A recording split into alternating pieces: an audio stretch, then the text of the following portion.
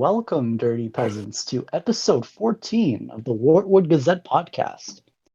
This week we'll be covering Amphibia Season 1, Episode 6, Sprig Vs Hop Pop and Girl Time. I'm your host, Thembaticon, and joining me today we have Pixels. What's up? Lemur. Hello again. Ben. Hey. And Nick. Hey, what's up? All right, thanks guys for coming on today. And news this week, we had the date for the Comic-Con panel announced. It's going to be a joint July 24th. panel. Yes, July 24th, joint panel with the Amphibia and Owl House voice actors. Mm. Crossover, baby. Woo! Yeah, it's going to be, what was it, a crossover script? Yeah, Script reading, we're getting like a script reading of a crossover. That's gonna be pretty cool. Because like the yeah, best part of it, we're definitely getting like animatics of it. Like people are definitely gonna draw like their interpretation Oh my, of this. yes. Oh yeah. Oh yeah, they're I'm gonna looking make some forward to that. animatics of that. Yeah, I'm looking forward to that. Different I'm looking forward to that. shippings. A lot more No, no. No, but I'm looking Alright. forward to whatever we get out of that. All right, kicking pixels for that, JK. No. JK. There's also what Matt promised if we got Disney Plus trending. Like I feel like everyone should keep their eyes open for that one because who knows, we might get like a little treat about season 3 in there. So well, not about, I don't want to get everyone's hopes up. Maybe not about season 3, but it's something nice. Yeah. I am expecting like some info, like some story info for season 3, and like maybe they're gonna talk about the new characters like they did with the Ooh. DuckTales pan. Yeah, like I said, like they're probably doing it like similarly to this DuckTales panel that they did for season 3.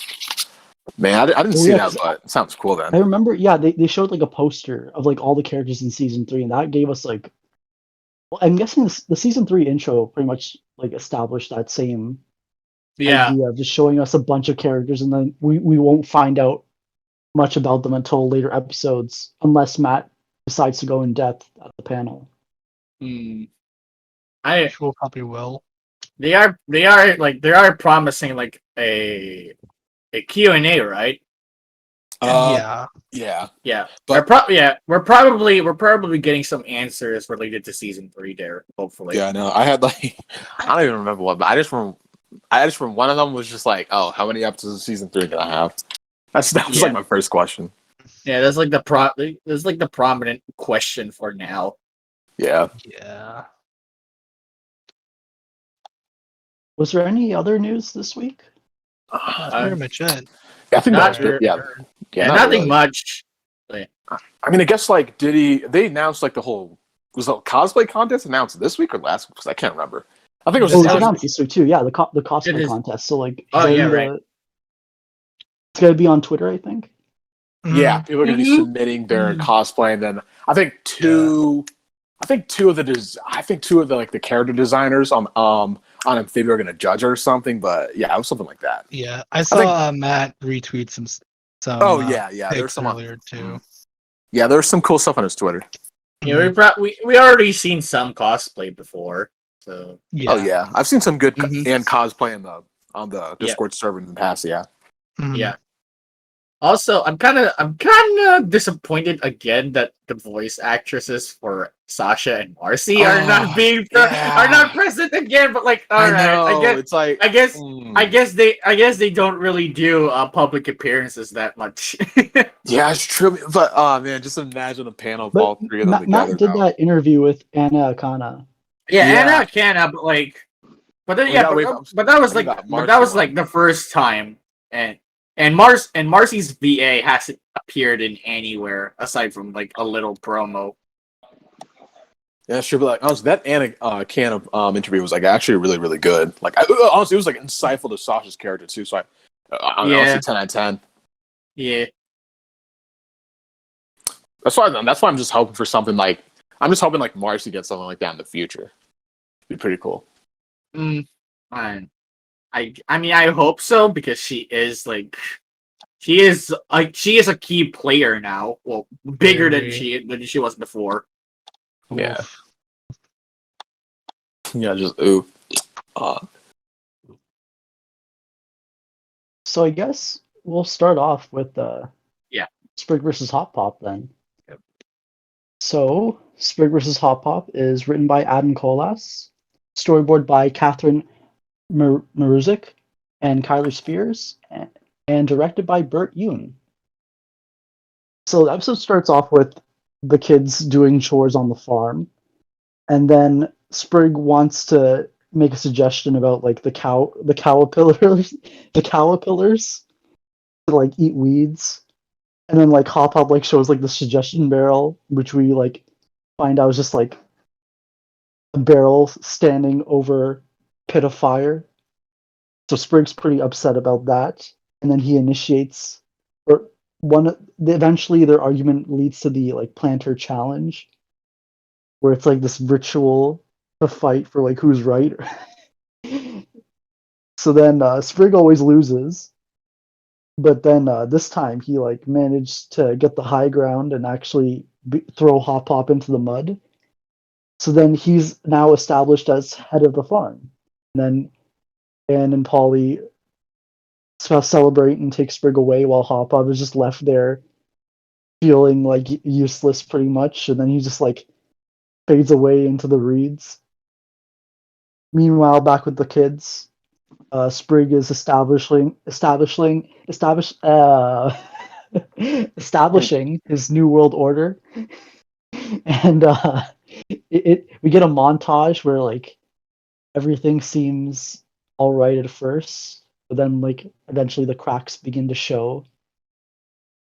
Then we cut away to Hop Pop. He's just walking into the cemetery, and then that's when he meets that beetle, Jeremy, the blue beetle, and then they start to bond. Meanwhile, back at the planter home, the montage keeps happening. Then eventually, like they get hungry, and then like some monster shows up, and then it cuts away to the next morning, and then basically everything's falling apart. Like the pool they had is infested with mosquitoes. The clown is being chased by the caterpillars. Farm's a mess. So then Sprig holds a meeting, and then eventually Polly and Anne are like trying to talk him into getting Hop Hop back, but Sprig isn't having any of that. And then he just like storms off. So then Polly and Anne decide to find Hop Hop and bring him back, and then it's not their livelihood that is what their livelihood isn't what convinces Hop Hop come back, but rather just Sprig sleeping in his bed. So then Hop Pop like challenges Sprig to a rematch to become head of the farm again. And then What? Sprig and Polly have not Sprig and Polly, Sprig and Hop Pop, they're struggling at first, then like eventually the heart to heart talk comes to the surface, and then Hop Hop realizes the error of his ways. Sprig realizes that he caused permanent damage to the ecosystem. Then eventually Sprig pretty much forfeits the match after Hop Hop shows that he'll try and listen. So then we go back to the farm. Hop Hop just pretty much helped fix everything back up again, but then he's also like taking the suggestions of the kids. And Sprig is like really happy about that. The episode ends with Hop Hop sitting by the fire, reading Sprig's suggestions, and then throwing them into the fire. But So fucking petty. so So still petty of keeping him. some of them. Oh man. So Yeah. that was Sprig versus Hop Pop. I didn't And even realize that. Like, he still ends up throwing some of them to the fire. I didn't even realize So that. petty. I love it. Hey, he kept some of them, so like Yeah. that's Yeah. good. I think it just shows a change. Like he does give Sprig a chance, but the most of them he's just like, nah, to the fire. So like, yeah, I forgot how fun, like hilarious this episode was. Like, I noticed that the show, like early on at this point, or even in general, relies on montages to like convey the time passing, the time lapse. Yeah. But like, I mean, that aside, like It works. a lot of these lines were like super memorable. Like Hopadaya Planet was a tie. Like, I won't get into too many of them. I'm sure you guys want to talk about them. Yeah. Yeah. So I guess starting off with Nick. I know you really liked this episode. Like, what were your thoughts on it? Honestly, I thought it was like a really fun and funny episode, with like a wholesome end. Which I feel like you can like describe a lot of episodes in season 1 with it, but like I don't know, just something about this episode just like really worked for me because like every second of it I was laughing and just laughing and laughing and laughing and like it was either like a character line or something dumb that they did. Like I don't know, I think this is genuinely probably like I feel like for me this is like the funniest episode of season 1 hands down. Yeah, like I forgot how like hilarious because I surprisingly remembered more of these lines than I thought I did, and like originally I thought like Hopluck was like the funniest of the season, but like this rivals it, I think, in terms of comedy. Yeah, this is like a tough Yeah. contender. Yeah, it's just I don't even know. Like, it's not even like for me. It's not even like it's not even just the lines. It's also like some of the visuals. Like when we cut away to see how Hop Pop's doing, we just got like a skull. I mean, it's like, and you have to No, think, it's- oh, true, did he die? And it's like, oh man, I don't know. They just zoom up to him and show that he's okay. It's just I don't even know. That's what sparked those rumors that he was gonna even- die. Yeah. And even before that, when like Sprig was like, "Oh, he's just licking his wounds," and then it's just like a cutaway to the cemetery. Yeah. Oh man. Like. Oh, man. Oh, that was just so good. I don't know. It's just, I don't know because the idea that this man would just abandon a bunch of kids because he lost a challenge, it made me laugh. Like I had to pause and I kept on like laughing at him. He just gets up from the mud, looks back at him, and just says, "Oh, I guess they don't need me anymore." Then he just walks off into the woods and disappears. Like, oh my god, like that is just. I feel like that is just Hopadaya Planet. Like no one else can do that. Like I don't even know. Ben, what were your thoughts on the episode? Yeah, I liked it a lot, just like the other guys. Yeah, it had a lot of good scenes but like some of the like I noticed in the background there was like one tombstone said Slippy he slipped. That's like it had a lot of good I guess background gags you call it. And yeah, I don't. Yeah, I'm trying to look at the other ones. Like, there's something else that said like still forever hopping. Forever hoppers. And like I'm trying to read what else is here, but I also I guess the Beatles like even though like they show up this episode and are like at the end helping out Hop Pop like sort through the suggestions, I don't think we actually ever see them like directly in another episode again. Oh, actually, So they're just you see the blue one, Jeremy. And yeah, he got mind. Didn't he get mind controlled at the end of the Children of the Spore or something? Like, yeah, he did. yeah, they need to save Jeremy. Oh, no, they need to save Jeremy. You need to get him back. Oh no, it'd be so funny if you ever got like a follow-up episode to that. Like, I don't know. Yeah, like Hop Pop left for like a day and a half, and he managed to like control like his own little army of beetles. Yeah. Then he went for like a whole season of character development too. Jesus. Man. Snip.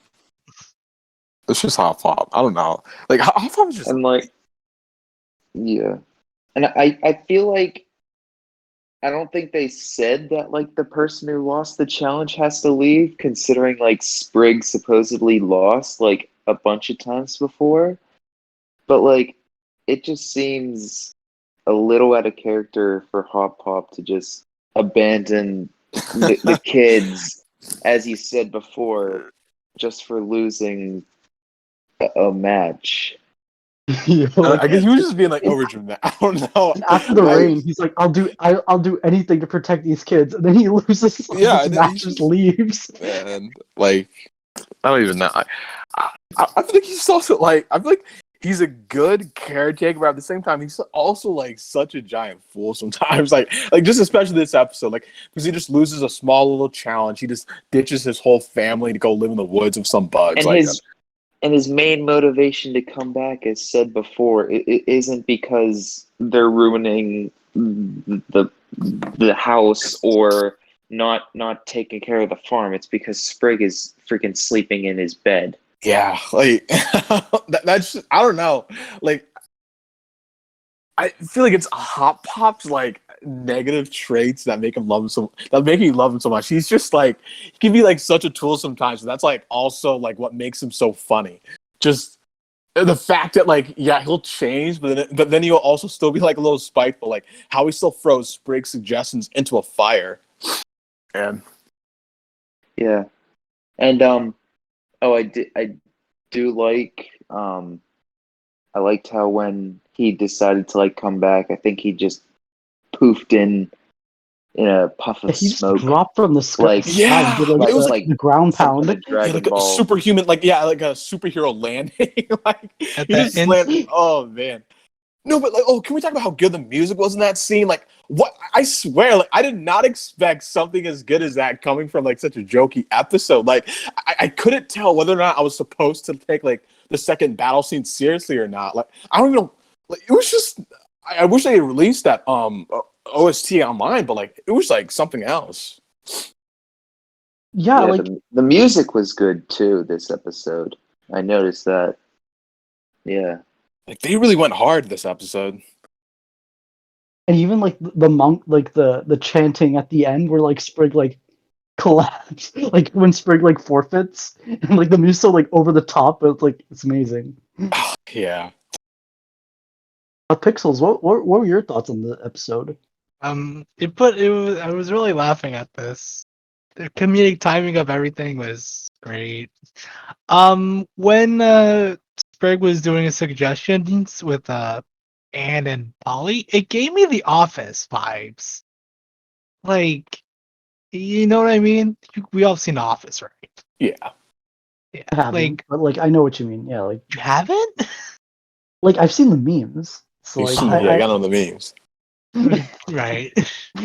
Like, I mean, you can look at all the memes for The Office and get the pretty much gist of the show Yeah. in a way. yeah. But like, But you should still watch the show. yeah, it's great. Like I can just like when it was a really good episode. I have no words for it. I'm still thinking about that the scene with the fight at the last fight. Yeah. Oh man. I feel like just the music that's playing for such a dumb scene where they're wearing loincloths just makes it 10 times Wait, better than it ever yeah, but would be. why were they Like, wearing loincloths? I don't know. Like, Makes no sense. oh, think man. that's- It's not culture. It's not frog culture. it's tradition. Tradition. Frog tradition. I think Yeah. it's just frog battleware. I guess they're farmers, so yeah, it was a really fun episode. Jeremy, respect to Jeremy. Jeremy was there, even at the fight. He was there looking at the fight. I know. Put respect in Jeremy's name. Most Ew. people, yeah. If you skip season 1, you won't meet Jeremy. Like that's gonna be the biggest loss. For real. Yeah, Jeremy's forget everything. learning Sasha's alive. She's like, Jeremy is it's the all one Jeremy. you gotta care about. We're in Yeah. the cult of Jeremy. Yeah, that's all I have to say. One of the best. Lemur, what were your thoughts on the episode? Honestly, I feel like everybody has already said my thoughts about this episode. Like I don't Yeah, I was trying to- I don't necessarily like enjoy this episode as much as you guys, but I still think that this is a very, very good episode. Like, it's actually a lot better than I initially remember. Like, I remember when I first watched the episode back when I was binge watching season 1. It's like, oh, okay, it's perfectly fine. I get it's like a solid episode, but then I rewatched it, and then I actually cannot remember that these jokes are a lot funnier than they were than I previously thought. Like these are the comedy in this episode. Well, we always say that the comedy in Amphibia is always great, but like Sprig versus Hop Pop is probably like one of the best showcases of how ingenious the comedy in the show sometimes. Because every single joke in this episode is spot on. Like from the lines to the visual gags to even the music itself. Like everything about this episode is so exaggerated. Like like from the plot, from the music, It's from meant to be too. Yeah, actually, I think that's the best. Way to describe it. it's like Exaggerated. yeah, it's so exaggerated, but like they made it so ridiculous on like everything is so ridiculous, and it's on purpose, and it works so well. Like they put so much effort into this one episode that doesn't really mean anything, and yet they and it works so well. Like Yeah, like they went. I just love the fact they went all out for this. Like, I know, like no, like just like the music. I feel like that's my favorite part of it. Like it's a grandpa and his grandson almost naked wrestling each other, and they're playing like the most dramatic music ever for it. Like it's perfect. It's perfect. the more that I think about that, the more that actually makes me laugh. Like it's actually it's so ridiculous, yet it works so well. It's like something you would see in South Park. Yeah, Like it is. episode. It does. Like it's like an adult comedy. It's like an adult cartoon joke that actually works. And I think what also makes the episode work for me is that like everything's over the top, but like the conflict is still like the conflict between Sprig and Hop Pop. It's still like pretty sincere by the end. Yeah, it's still very it's still grounded for the most part.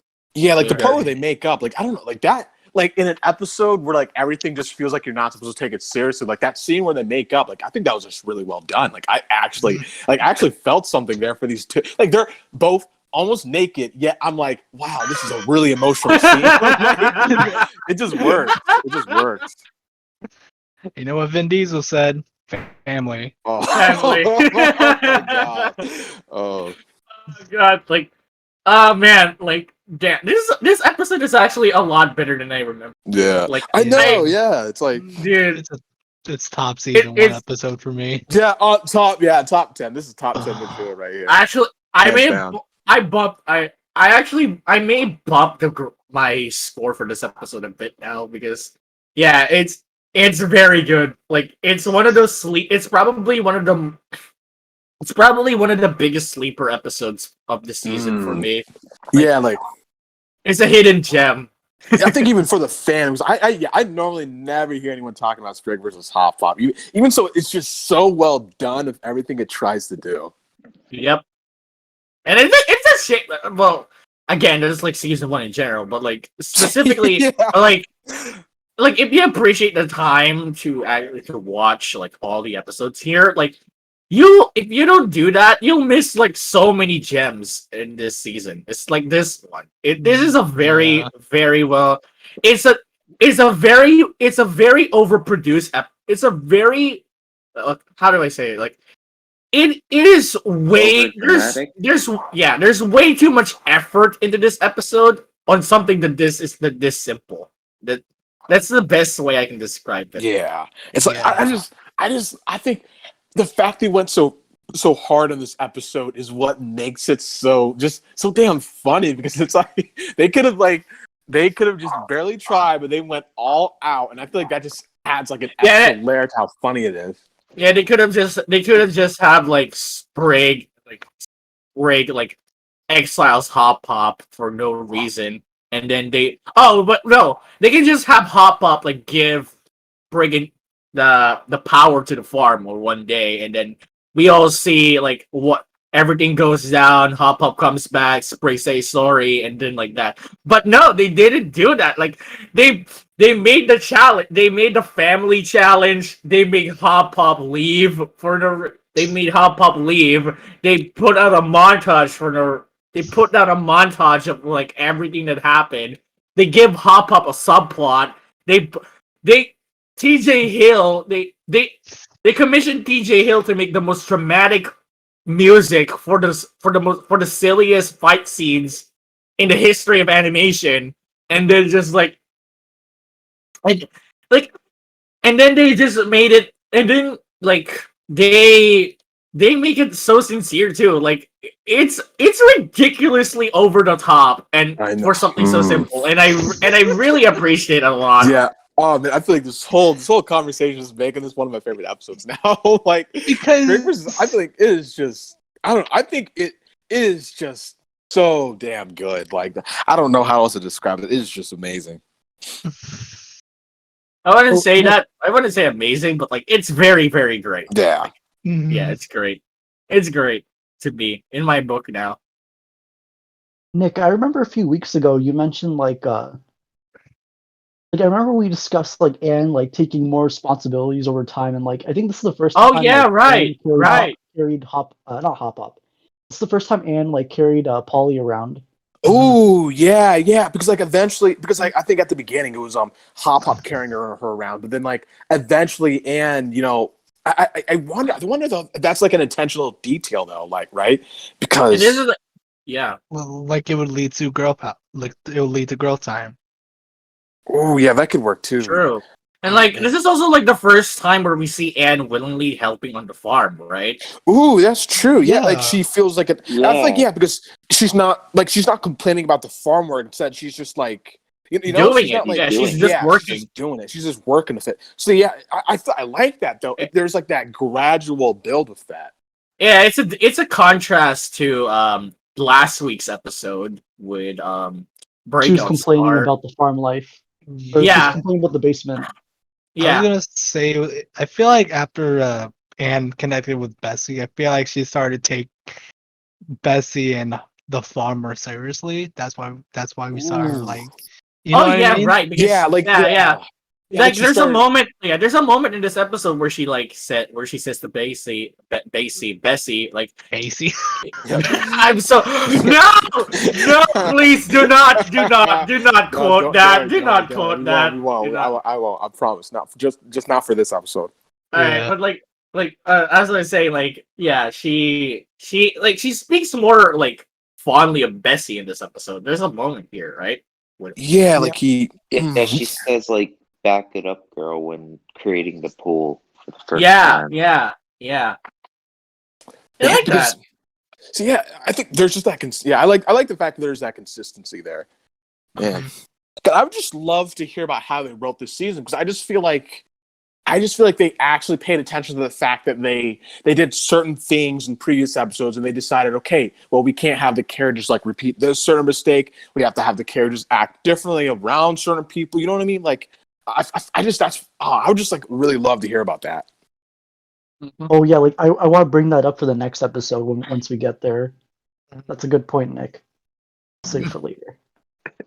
Nice. Yeah, I'm gonna try and remember I said that then. Man, but yeah, the montage. Like, I really love them. I don't know. I really love the montage, especially the part where like Polly sees the clown and their instinct is just to attack it. Like that was funny to me. Like, So she has a fear of clowns. yeah, I guess Yes, that's been established. She now, mauled the clown, man. yeah. She thrashed it. Got nothing. The clown has to go back to dancing with the woman. I don't know. She went like straight doomslayer. She would hammer. She would hammer on him. Oh, I also liked how like when Polly hit the bell for like the planter, like the start of the match, like she just defied gravity and was just like floating there for like a good second and a half. Yeah. Well, I'm gonna try and take a look at that then. Yeah, well, that's poly logic, I guess. This is Polly logic. Casually like defying Gravity. gravity. Yeah, defying. Yep. But man, you have to wonder though, because like how many? I mean, I don't know, like because it's basically implied that Sprig has tried to challenge tried to challenge Hop Pop multiple times. Like I just wonder, like, what would they fight over in the past? And no, hold on. how old was? I mean, he's already fighting an 11-year-old. Like, how old? Like, is Hop Pop willing to fight a child? Like, you have to wonder how Like a young he poly. was. Oh wait, I remember. Like Hop Pop is Hop Pop. There's a passage of time where Hop Pop is fighting a polywog. Yeah, pretty much. Like, oh god, you have to. I feel like I bet he doesn't even hold back. Like, there's no way Hop Pop would hold back. Like, Yeah. oh, I bet he man. probably holds. Well, no, considering Sprig never won. He probably never hold back. God, yeah, he just went ham, like Hop Pop. The fact that I can Hopefully- imagine And Hop that. Pop- Papa wasn't too Honestly, aggressive. Maybe he just frog, so he's already. He doesn't even have much of a No, like disadvantage or advantage. yeah. but Sprig always he loses still because he doesn't takes him. fight. Yeah, because Sprig doesn't have a chance. Like Sprig tries to fight Hop Pop and he just pushes him into the side to the mud or something. I don't know, but I just feel like knowing Hop Pop, he would absolutely just like toss, just chuck him, just pick him up and just chuck him. Like, Probably just Big- imagine it's like a polywog. sticks You out just his like tongue pick him up. and- Yeah, you just pick him up and throw him to the mud. yeah, no, because this is the same guy who infected his children of the spores. Like, I can imagine him just like kicking Sprig. He's like kicking Sprig away from him or something. Like, I would have put it past him. I don't know, that image is like, that image cracks me up, dude. that makes me laugh so hard. Oh, and like I'm guessing like a lot of families in Amphibia have like, I'm guessing they have like different ways of settling disputes, but like they all have the same like initiation, where the way like Oh, later in Oh, Swap yeah, Insensibility, right. oh, yeah, no, Oh, it's a started perfect the match. callback. Yeah, because Yeah, like Hop Pop yeah. says, "Dang it, Ann, you've been here long enough." Yeah, I was like, "Come on, Ann, you've been here long enough." Like, yeah, she's like the family challenge. That, yeah. Oh, This is the start like of the family tradition, like the family challenge that eventually like reappeared on Swap Insensibility, right? yeah, with Ooh. Wally and his dad. Yeah, with Walliam. Yeah, and I guess like a similar thing might have happened on Ivy on the Run because like it's always because Right, it's always, right. It's always like a child trying to fight for their own independence. Like that's what it always comes Yes. down to, right? Like yeah, consistently. Yeah, it's always like that. Yep. I like the consistency with Mhm. frog culture, and they're all frogs. Like I think this is only like a frog thing too, because they're all the people who do this are frogs. Right. Now we just need to wait for an episode where it has Maddie fighting her dad. Oh man, dude, that'd be. I feel like she'd just smoke her dad in seconds, or just like throw like a potion right in his face or something. I don't That's know. I think probably she would. probably a season 3 episode where she tries to join the rebellion, but her father says no. Oh, yeah, that could be nice. That'd Yeah, be like he nice. tells her I to see stay that. home. And he tells her to stay home and to take care of her sisters or something. Yeah, that could work. Yeah, but like I want to fight the. I want to fight because she had my friend is back there. We'll save that for the hypothetical Yeah, we'll season save 3 it. episode. Yeah, Mhm. we'll save it for that. Matt, So Oh, I man. guess unless everyone has any final thoughts, I think we can move on to girl time. I guess I I mean, like, I just thought back to how this new relationship was sort of established for Hop Hop. You know what I mean? Like he sort of came in thinking that like I just like the fact that it sort of gives development towards the relationship that Hop Hop has with Sprig and Polly. Like he doesn't just see it as him having to be authoritative and protective of them, but instead they're like an actual functional family group. You know what I mean? Like they have to they listen to each other. They're honest. They give criticism. They give feedback. Blah blah blah blah blah. Like I like the fact that they were sort of pushed towards that. Right. yeah, this is like another good development to the whole plant your family dynamic as well. Like it does a great job on that too, making them more of a functioning more of a functioning family than they were before.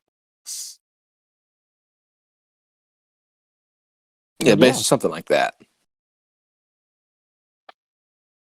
So I guess we can move on to girl time then. Yeah. Mhm. So Yeah. Girl Time was written by Michelle Cavan, storyboard by Jen Strickland and Steve Wolfhard, and directed by Burt Yoon. So this episode starts off with like a spitting contest between Sprig and Hop Pop, and then like Polly joins in, and then like she's like in another league. She's out of their league basically, and then Anne is worried that that Polly has spent too much time with boys, so she decides to take her out for a girl's day out. So then she like grabs Hop Pop's wallet and then just grabs Polly and leaves. So then they go around to like different, like first they start with the spa, and like Polly she's expecting Anne to do the same kind of activities that her and Sprig would do. But then instead it's just like they end up at the spa, and then eventually we get a montage of them going to like different places like a clothing store, Barber.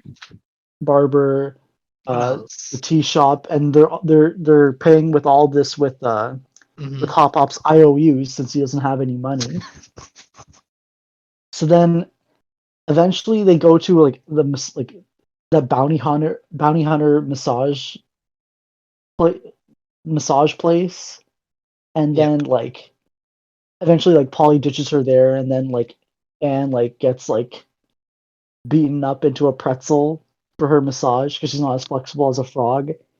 And then Right. like Anne goes after Polly, but then like the sheriff or the constable, like all these shop owners are like angry that when they realize that Hop Pop is broke, Oof. and then they all lead like basically a mob, and then they grab Anne at the bar because like that's where Polly was with Wally, and Right. then like eventually like Anne like calls like Polly disgusting kind of, and like Polly's like hurt by that. And then like the sheriff reveals like that they also like they chained up Sprig and Hop Pop, and they're going to take them to like a chicken coop, except it's a spider coop. Mhm. And then basically Polly has to win back their freedom by winning the spinning contest in the town square to get that golden trophy. And then like the first two spits, like first two tries, aren't as good as like they aren't her full like they aren't her like full display of her like true talent because she's like still feeling like self-conscious. Guilty in a way. Yeah. Yeah, so then like Anne gives her a pep talk, and then like Polly like is able to like beat the record and then pay off everyone's debt. And then like yeah, Anne just like the episode ends with like Anne accepting that Polly didn't need to be changed, and they have a little Polly gets her own little like tiny golden statue replaced in the town square. And yeah, that's girl time. And I thought this episode was fine. It wasn't like Yeah. it's not an episode like I think too hard about, other than this is the first time Anne and Polly like had their own standalone adventure. They don't get a lot of those, like, but like it was nice to. It's something that needed to be done, I think, by the show to like establish Anne's dynamic with everyone, and we got it here. And like I'd rather they've had this episode instead of not having it, if that makes sense. Like they should it's an episode they needed to have, and I'm happy they had it, but it's not something I think too hard about. Right. But I know Lemur, you had a defense of Girl Time. I like it's still a good episode. I know you had stuff to say about it. Okay. So I'm honestly really surprised. Like, well, this is like one of the more lesser received. That's a interpretation. Like one of the lesser received episodes of the show, like Breakout Star. But like, I really enjoyed this episode. Like when I first watched it, like I enjoyed the heck out of it because, well, I will say like the plot is like it's kind of weird, I guess, because it's a plot that we've seen time and time again, and like and not a lot, not all people like the kind of plot where someone tries to change who they are because they hang out with the opposite gender. Like, yeah, it's a weird. It's kind of weird to have that because you're. It always boils down to stereotyping, but like, what makes this episode work for me is that, like you said, this is like the first time we've seen Polly and Anne be together start together in their own episode. It's like, well, Anne for the most part is like is like a normal teenage girl who loves regular teenage girl things. It's like you pair her with Polly, who is the complete opposite of her. It's like that's a dynamic that you can explore, and like a story like this, yes, it's weird, but like I think it's a story that is kind of necessary for them to work together. Well, you can have multiple stories like this but like I think I think this type of plot also helps with Anne's character too, because well, she does try. Well, she does try to force people who they are previously before, but like, and this is like another stepping stone for her to accept other people's true identity, and also help her care and also help bond with another planter, this time with Polly. Aside from that, I think this episode is just a lot of fun. Like I like the jokes, and also I also really like how Tootie appears here for the first time. Like she has been a constant in Amphibia in Wartwood episodes before, but like I always forgot who her name is. Like I just thought that she is like a random townie for the most part. Like, but then I watched this episode and I remember that, oh wait, she is actually a character, and Yeah, I'm she surprised Tootie hasn't like popped up more in the show because like old bounty hunter slash masseuse. yeah, Yeah. masseuse That's an like interesting character. She is an yeah, interesting like character. she fits well in Wartwood. Like I'm surprised we didn't get more like screen time with her. Like we saw a lot with like that Newt critic. Like how come Mhm. we can't get more Judy? Right. Sorry, Yeah, not same. Judy, It's like, Tootie. and like she has a lot of interesting, like, I don't know, what do you call those, like knacks or something, like Trinkets, what do you call those? Like she has interesting trinkets. stuff. Yeah, she has a lot of interesting stuff on her home. Like I want to know more of this character. And the fact that we only got like one episode with her, kind of sucks. Like, yeah. I know this show has done like such a good job of establishing the townies and all, but Judy is like one of the exceptions. I want to know more about her. And then there's also the constable, where I think aside from this and like one Croak and Punishment, like did he appear in that? He doesn't appear much too either. Yeah, But the then again, console wasn't as interesting for me, but like yeah, like he was just oh a yeah, constable. he's not as interesting as 2D, but like I want to see more of him. I want to see him on a little bit more screen time. I mean, Because how does the he police force even work in Wartwood? Because we have like we have like a stereotypical sheriff, then we also have like this British policeman. parody policeman. It's like The British how beat does cop. Yeah, Right. yeah, how does it work in Wartwood?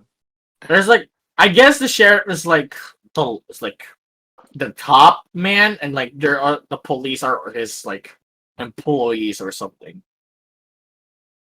Uh, it's two contrasting cultures Yeah, working together, and it's weird. That's what confuses me. It's like he looks like he's from like an old western, and then you just look over to these guys, and it's like, what? Like, what are they doing here? But Pixels, what were your thoughts on this episode? I'm glad we got to see more of Polly, because for first view, she was like she would have a few couple lines every episode, but not really there, if you know what I mean. So I'm glad we got a little bit of a Polly focus episode, even with Anne there, because Anne is like the big sister because to Polly, and I like that. I like when I see stuff. I like that stuff. I when I saw the segment with the Hop Pop and Sprig getting arrested, like, oh no, Hop Pop committed tax fraud. He did, because his IOUs like were worthless and Well, the console mentions that like Hop Pop's broke, so his right. IOUs are worthless. Yes. This also shows that Polly's kind of a tomboy, not like the typical girls be girls just want to have fun type of cliche. Because I actually am not a fan of that cliche when I watch TV or go on Twitter and see stuff like that. I like the ending. The ending was pretty nice. They gave him with she won the trophy, and that was basically the debt. But then there's a little bit left over for her. Polly was very excited about it, and it was Hop Pop who made the little trophy into her, and I really like that. It shows that like they really care about her. I love it. Like I said, it season 1A is like connections. You know what I mean? Yeah. Because Yes. Anne, I feel like when Anne was, the more Anne is being more mature, I feel like the more that's how closer the family gets. Yeah, when she's not just like the rebellious teen lives in her basement, Selfish. like she has become. Yeah, Like Yeah. when she's not She's- selfish. Yeah, she is starting to actually, slowly becoming in the family. Right. More slowly. yeah, because I thought we really got to see her compassionate side in this. You know, towards the end, like when she just like realizes like how messed up she was acting this episode, and just like asks Polly, you know, how she's feeling, what's wrong, and then she just like, you know, takes that responsibility for the situation and just, you know, just really realizes that like you can't force your ideal like visualized, I guess, perception of what a girl should be like onto Polly. Like she realized that, and then they made up, and I just really like that scene. I also really like how this episode is like also showcases like another aspect of Anne that is like needs some kinks. Like for the most part, like her motivation, Anne's motivation in this episode is mostly for Polly, but like Right. she wants her to become, you know, more clean, proper, and prim. But the thing here is like, even though she has good intentions, she's also trying to force other people to to fit in her like idealism, like her ideal, like behave, like what a girl is supposed to act like. Even though, yes, it's fine, but like if you're trying to force someone to change who they are, even though you think it's good, I don't think it's a good thing either. Like if they're willing, they can only do that if they're willing to change. If they're willing to Right. if they're That's- willing to, yeah. That's why I say I don't like that cliche, because it's very forced. You Yeah. can tell it's very forced. You can see it a mile away. But but like unlike most shows, I think this story has more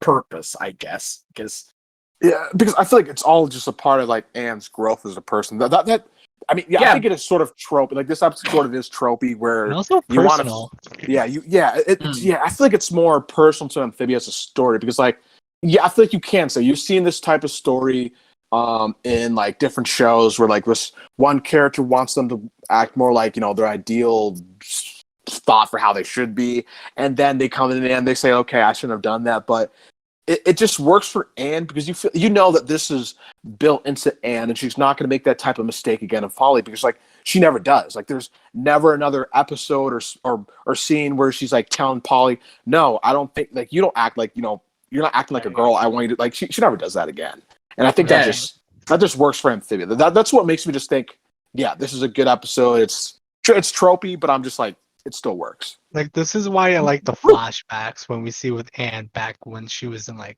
her home before all this stuff happened, because it kind of shows this. It's also personal to her, and she wants, and she knows that, oh wow, they're not really doing this. I'll help them achieve what they want to do. That's why I say it's personal. It's a personal effect too, and it works very well. Yeah, I feel like there's like that subtle aspect of like Anne missing, because like she does this a lot in season 1, right? Like she tries to sort of bring her past life onto the planters, like going to the pond so they can go to the beach, adopting like a Domino lookalike, wanting to make pizza, and this Lily pad thai is a perfect Yeah, example of that. Yeah. What episode is that? That's actually a good 7? point too. We're gonna review that episode later on too, which is a really great episode too of the pad thai. Oh yeah. I that's think it's good. episode 8. That's episode 8. All right, got it. Yeah. Yeah, Yeah, so but like I agree with that. I agree with that point of how like Anne tries to like bring back some of her past life. Like, I pretty much this episode is like the amalgamation, like her trying to bring back how she hangs out with her, like with Sasha and Marcy to Polly, who is completely different to both of her friends. yeah, because like Right. she couldn't like impose that. She couldn't impose her like past life on like Sprig, because like Sprig's a boy, to be honest. It's a boy, And then, like, yeah. and then since Polly's like a girl, like Anne was like more. Usually, Anne isn't this controlling about what they want to do. Mm-hmm. Like, because like even like Polly was like hoping that they would do like Sprig and Anne adventures, except with Polly, but like Anne didn't want. Anne felt like she had to like overcompensate Right. for Polly's Yeah. situation. Yeah, and that's why I really like this episode more than most people, because yeah, this might be cliche. This is like we've seen this multiple times before, but like it's Steven Universe. a story, like, yeah, but it's a story that needs to be told. Yeah, for the most part, yes. because it really does I make don't- sense for the show. not only like that, you can't deny that this story is very relatable to a lot of people. Like, Mhm. many people have the same type of struggle before, but also it's another stepping stone to how Anne's character develops. It's a very fundamental change on Anne's character, and you can't tell, like, if you want to tell the story of how Anne tries to bring back some of her past life into Amphibia, specifically how she hangs out with her friends, you can't really tell that story in any other way, Yeah, pretty I mean, much. Yeah, like you have to consider how there are a lot of things to consider about how to bring an aspect into Amphibia. Like, you have to consider who it is, for who should be involved in that story, how Anne could develop, how Anne tries to compensate with how eh, sorry about that, like how Anne tries to bring back the type of aspect into Amphibia, how that doesn't really work out that well, and how Anne changes from that. And like, with all things in consideration, I think Girl Time is like the best story that they could have told with this type of aspect. And that's why I really enjoy this episode a lot. I still feel like Best Franz was probably like the best example of like Anne trying to relive her life. And Amphibia, yes, I agree with Yeah, that. but like, yeah, but I get what you mean. Like, yeah, Yeah, but that's like Sprig's story. This is more of Polly's, and Yeah. I think that this is a very appropriate story to tell with that dynamic as well. You bring the dynamic to the spotlight in a big way, and you also develop Anne in a better character. I think that, and I think this episode did that very well, personally for me. Ben, what were your thoughts on the episode? Oh shit. We had a huge tangent. It's fine. I don't really have as much to say about it as you guys. I guess. Well, it was a good episode. It was a lot of good. Like, I agree with all your points about Anne trying to like bring her world into Amphibia, and I noticed that's kind of like, I guess, the theme of season 1 a bit, because as we pointed out, like most of the episodes of season 1 were like her trying to bring certain things to Amphibia when they weren't there. And I guess a lot of the background or just small jokes were pretty good. I think when like Wally and Polly were like drinking, Wally was like, "You burp like a Titan" or something. Oh yeah, we have an Owl House episode. We have an Owl House reference in this episode too. I just remember. Yeah. No, it'd be nice if it actually was. I mean, like, do you think it is? I mean, to be honest, I'd love it. I have no idea. I was joking. No, it wasn't. No, it wasn't. It wasn't. But I was just joking. Maybe it was foreshadowing. Oh No, god. Ben, stop. We're Oh, not God. doing that again. Frog, Oh Frog. god. the knight is actually a Titan. Amphibia Frog is a through Titan. foreshadowing, like who knows? Amphibia and Owls is actually connected together? Huh? Well, what's Okay. up, guys? Welcome to Film Theory. But I guess what I want to point out is that when I rewatched the episodes, like in Sprig vs. Hop Pop, one of Polly's little suggestions was build a swimming pool, and like, yeah, at the end they did build a tiny little thing for her to lay in. But then, like at the beginning of Girl Time, the 4 of them are like sitting on this like dock over like either a lake or something. So like, I'm wondering, like, how is that not already a pool for you, Polly? Like, you already got that. Why are you wanting a swimming pool? It's either Polly's super greedy, or I feel like she just wanted like an immediate way to cool off during work or something. Like that's my only way of defending her right now, because you make a really good point saying that. Yeah. Like what? I don't know. I guess Polly can just be like that. You know what I mean? Like there's the whole, what is it called? I forget. Like Anne. I don't remember. You know, the season 2 episode where Anne has to learn how to survive in the woods. You know, I feel like Polly can just be selfish like that. So I mean, if it was her being selfish, I could totally see that. But I don't know. But she hoarded cookies when they were all starving. Never forget that. Yeah. And I do like how the like colors change when the like Sheriff Frog guy like hops into the distance. Like it changes from like just the normal Amphibia background into like, yeah, the sunset colors, and it gets like a little Western music tone to it. That was some goodness right there. And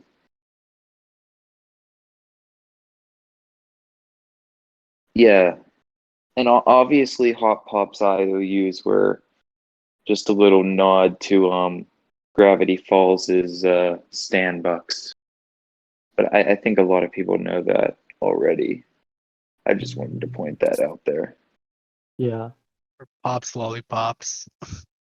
And like that image of like Hop Pop like being like, I'm good for it. Yeah. and it's like he's not good for it. Like it's like a big sign. Like Felicia has this like sign like up on her wall. Like that's how bad it is. Man, you have to It's wonder so why bad. she even does business with. Like, she literally does Oh. business with the guy next episode. It's like, I don't know. It's like what you- Also, like, is this the first time we've seen Felicia in this show? Yeah, it's her Or, like, first. Yeah, I it's think it's her speaking role. introduction. Yeah, Oh, this is her first appearance. Yeah. Another It's another nice setup for the next week's episode too. yeah. Like, Oh yeah, like every week they're setting something up for the next one. there's always Yeah, but- something. Well, technically we have seen Ivy or like first episode, but like we haven't seen Felicia. we did? No, Well, we yeah. have seen Felicia. Well, she was it's the Like a just doesn't have cameo, a speaking role. cameo, a Oh, she was in cameo. the first yeah. episode. I never noticed. Wow. Yeah. Well, okay. I This didn't. is- Okay. I need So to take a look. yeah, at that. they set up their appearances like long before, and like this is Felicia's first episode, which is a nice setup to next week's episode, which would be a lot of fun to discuss. Yeah. I'm very much looking forward to it. Yeah, it's gonna be fun. Yeah, but like it's nice to see Felicia here because she is a fun character. Like all the other, of course, like all of the other Townie episodes are fun characters, but like Felicia is definitely one of my favorites. Yeah, I really feel Yeah, like I feel like she's definitely like one of the more like standout Wartwood characters, like Wally or like Sadie Croker, maybe. But Wally, Croker, I have Ivy, Maddie. Mm-hmm. But Oh, and yeah, speaking of- that's basically my thoughts. Mm-hmm. Speaking of Wally, and like when Anne's upset at Polly, she mentions like, "Oh, and now you're rubbing elbows with the local deadbeat." Yeah, like, That Oh, hurts my oh, soul, yeah. dude. That hurts my soul. Like, It's just crazy. I don't know. There's It's so weird, many yeah, instances of season one where I question: is this like the same person I know in season two? Like, yeah, like it's like when you eventually like see the eventual friendship that Anne and Wally has, it hurts to think back to the times Yeah. where like Anne treats him like the local the weirdo, local Yeah. deadbeat. Like, and he was like, Yeah. "Oh," when he said, he like, "That hurts my soul." That, like, that hurt my soul. Yeah. like Yeah. he had nothing. No, the fact that he's not even an actual dead. Like, well, I just wonder about that. The fact that this guy actually comes from a rich family and he's not an actual dead. I don't know. I think that maybe just shows he's really adopted that role. And, Like, and Polly was Uh-huh. pretty savage with that comeback. She's like, "Well, at least this guy doesn't Ooh. waste my time."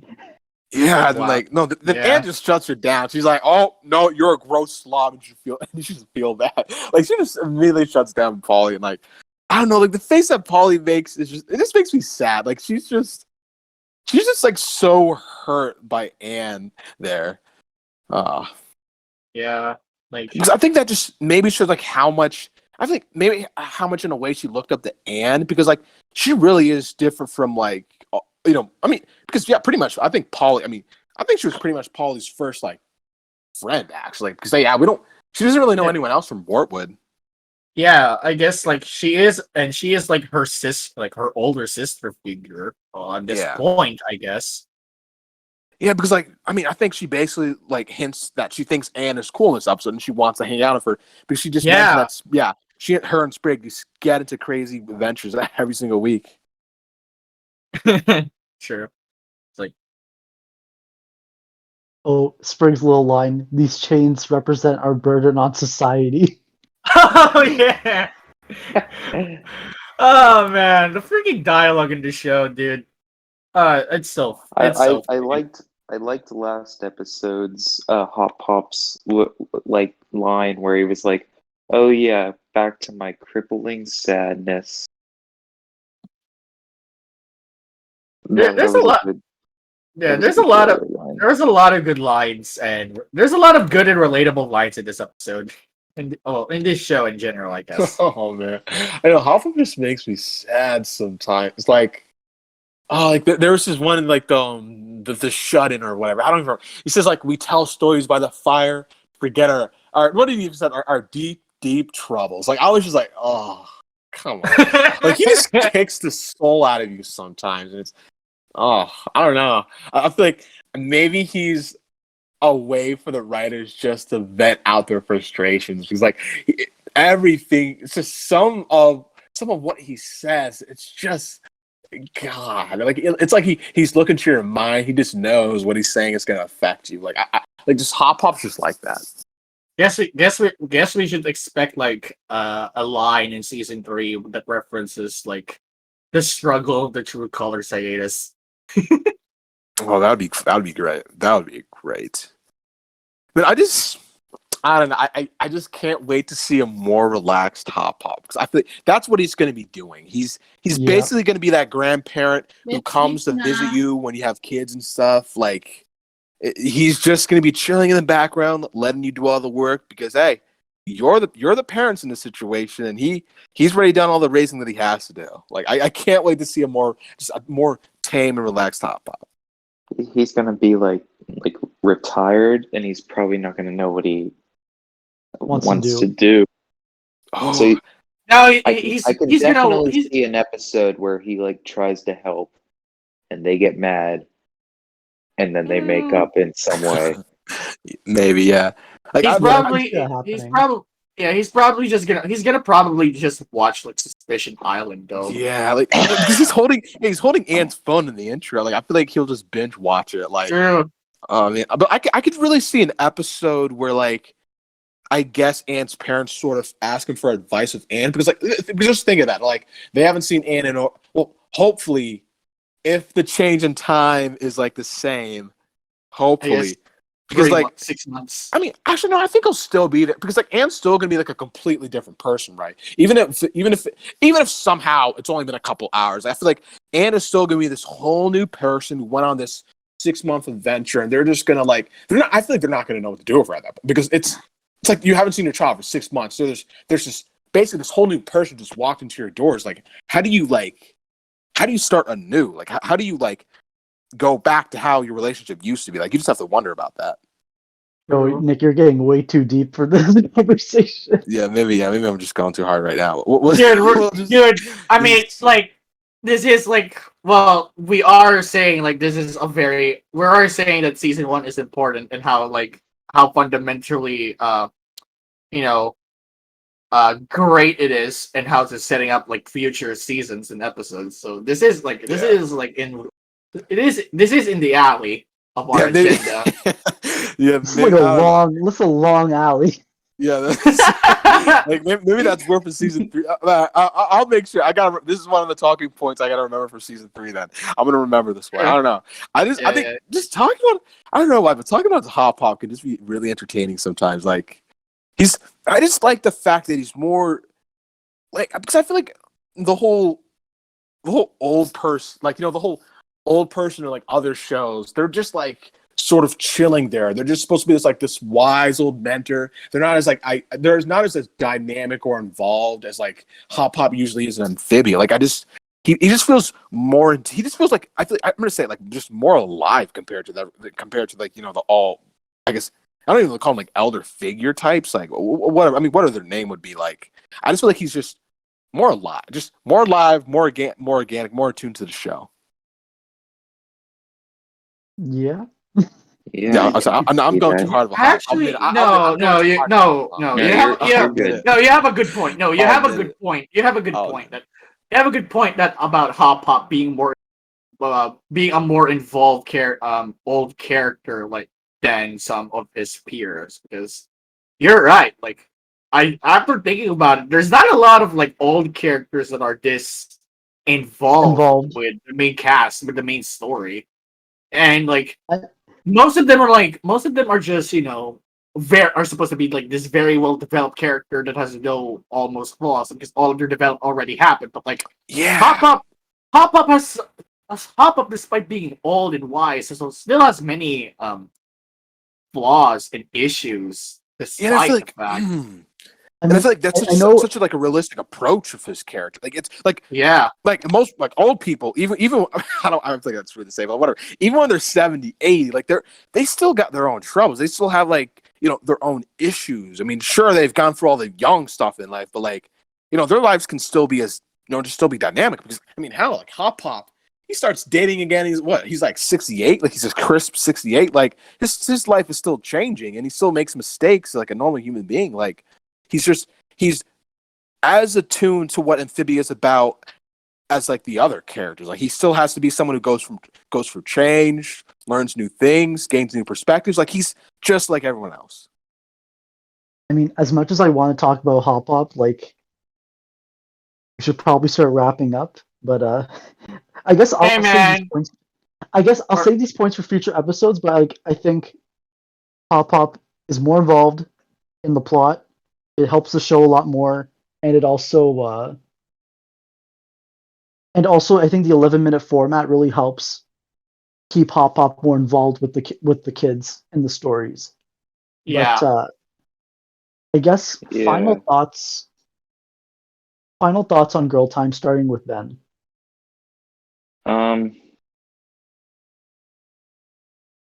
I don't have much. Yeah, it was a good episode. A lot of good scenes. Good introduction of characters that we're gonna see later. And I really enjoyed it. Sprig versus Hop Pop, same way. All right, thank you, Ben. Nick, final thoughts. For me, I don't have much to say else either. I thought these 2 episodes they're pretty good. Just like another good set of Amphibia episodes. So yeah, I honestly I don't have much. I feel like I've talked like a lot. Like yeah. No, that's all right. Like, I'm glad you made a lot of good points about like Anne and Amphibia. Oh, and like I forgot to mention the massage chair flashback. It was a Oh, fun gag. yeah. Oh yeah, that right, was good. right. Yeah, it was one of her. Yeah, it was like one of her. I think It was like- one of the Yeah, first that's a deep- flashbacks we got That back was a home, yeah. deep. That was a deep. Yeah. Like that was a deep cut too. Like I cannot like unless you like watch every single. You will not pick up that reference in future episodes. What's that a reference to? To Really? a hopping mall with the Well, I don't think it's a hop. reference. Oh Like, yeah. Yeah, I don't think it's a the hop- reference, but it was just like a interesting to callback. see. I think that was the first Callback. time. Was this the first callback that Anne had, or? Well, not really. Like we have a lot of I think callbacks like to season maybe the first one that like showed her in the human world. Like she showed one. pictures. Right. Oh, right. wait, oh no! Domino. I forgot to mention. I forgot. Sorry to interrupt. But I forgot to mention this. But I think this is one of the episodes that Valeriana, like, she referenced back in the Second Temple, like how Anne, like, I don't know, she didn't go on, but yeah, she just, I mean, she accused her of stealing Hop Pop's wallet, which wasn't what happened, but like, yeah, she took Hop Pop's wallet and just did a bunch of crazy stuff. Yeah, that day, yeah. But it was just like And one she of the also things that she mentioned- mentioned. Oh, yeah. Valeriana also mentioned stealing, like taking Bessie out for a drive. Ooh, yeah, that Yeah. one too. Lemur, final thoughts on the episode? I think this and Sprig versus Hop Pop are one of the more underappreciated episodes of the show, and that's a shame because both of these episodes have really give a lot of like insight to both and the planters and like the planter family dynamic and like just the whole show in general. Like the benefit of hindsight really gives the show really gives this episode a lot more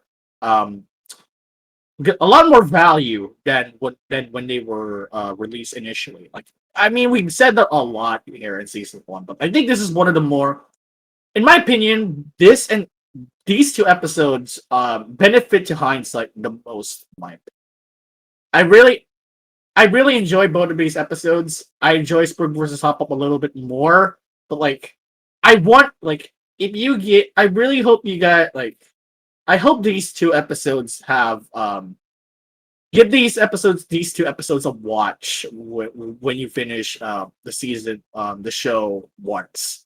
You'll definitely appreciate this show these episodes a lot more with the benefit of hindsight. All right, thank you, Lemur.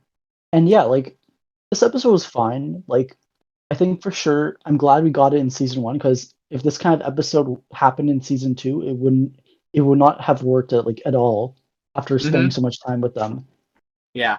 So yeah, like I enjoy this episode, and then I like Sprig versus Hop Pop a little bit more, but like understandable. It's a Hop Hop episode versus anything It's a hop. else. But, Yep. but that pretty much concludes this week's episode. Next week we'll be reviewing dating season and Anne versus Wild, which were like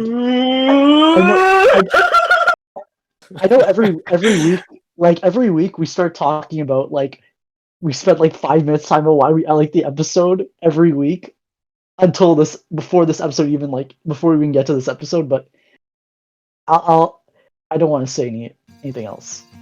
I'm so like my mouth is watering in the aspect of talking about this dating season, dude. I can't wait. Yep. So Yeah, that pretty much concludes. Yeah, that pretty much concludes this week's episode, and just say goodbye, everyone. Bye. See you guys. Bye. See ya. Yeah.